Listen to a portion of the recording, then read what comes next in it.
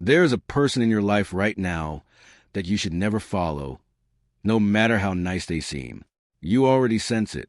You felt it in a room with them, in a conversation that left you strangely tired, in an invitation you accepted before you could stop yourself. And still, because they smiled, because they were polite, because they said all the right words, you talked yourself out of what your spirit already knew. Tonight, Scripture is going to tell you why that feeling was never wrong. Someone in your life is kind to you. They smile at the right moments. They say the right things. And yet something in your spirit keeps pulling back. You keep asking yourself why. You tell yourself you're being unfair. But Scripture is warning you about something deeper than manners and charm. Kindness is not the same as character. Niceness is not the same as trustworthiness. You have been trained by a polite world to believe that a soft voice and a warm smile are proof of a good heart. But the Bible never once tells you to test people by how they make you feel in the moment. It tells you to test them by their fruit. Matthew 7 verse 15 says, "Beware of false prophets, which come to you in sheep's clothing, but inwardly they are ravening wolves." Read that again. Not obvious wolves. Not wolves with sharp teeth bared and eyes glowing in the dark. Wolves dressed exactly like the sheep around them. Wolves who know how to look safe.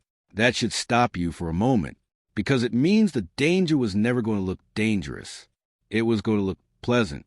It was going to look like someone you'd invite into your home without a second thought. So how do you know?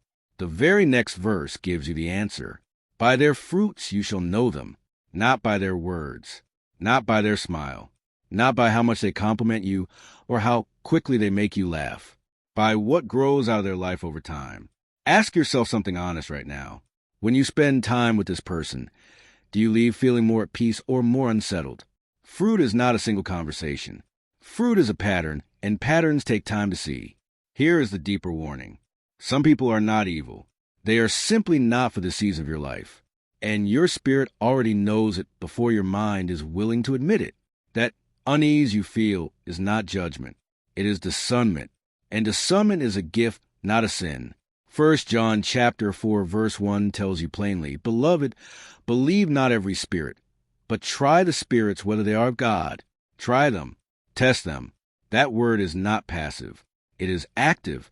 It requires you to pay attention instead of assuming the best just because assuming the best feels more comfortable. Why does this matter so much? Because comfort has a way of disguising itself as peace. You can be comfortable around someone who is quietly leading you away from who God is shaping you to be. Comfort is not confirmation. 2 Corinthians 11 verse 14 says, "Even Satan is transformed into an angel of light." Let that settle in your spirit for a moment. If deception can wear the appearance of light itself, then charm alone was never going to be a safe filter. You need something deeper than first impressions. You need patience. You need prayer. You need time. So what does discernment actually look like in your everyday life? It does not mean treating every new person as a threat. That is fear, not wisdom. Discernment looks like paying attention. It looks like noticing whether someone respects your boundaries or slowly tests them, and whether their private words about others match their public kindness toward you. Proverbs 4 verse 23 tells you, "Keep thy heart with all diligence, for out of it are the issues of life." Diligence, not paranoia, not isolation. Diligence. That means you are called to guard what you let close to your heart, the same way you would guard a door to your home. Not everyone gets a key. Not everyone is supposed to. Think about the people you have followed too quickly in the past. Not because you were foolish, but because they were convincing. Looking back, were there signs? There usually were. You just didn't want to see them yet. That is the real warning here. It is not about becoming cold toward people. It is about becoming awake around them. Awake enough to notice when kindness is consistent and when it is only convenient. Awake enough to see when someone's presence brings you closer to God and when it quietly pulls you away from Him without you even noticing the distance growing. You do not need to confront every person who unsettles your spirit. You do not need to accuse anyone or announce your discernment out loud. Sometimes the wisest response is simply distance or less access or nothing more than paying closer attention. Ask yourself tonight, is there someone I've been following too closely, too quickly, without asking what their fruit actually looks like over time? You already know the answer. You knew it before you started watching this. Discernment is not about who you avoid. It is about who you protect, starting with your own heart. Someone in your life is kind to you. That is not the question anymore. The question is what grows around them over time when the smile is gone and only the pattern remains. If this spoke to something you've been feeling but couldn't name, don't scroll past it in silence. Take a moment and write in the comments who or what came to mind while you were watching. Someone else watching tonight needs to read your words.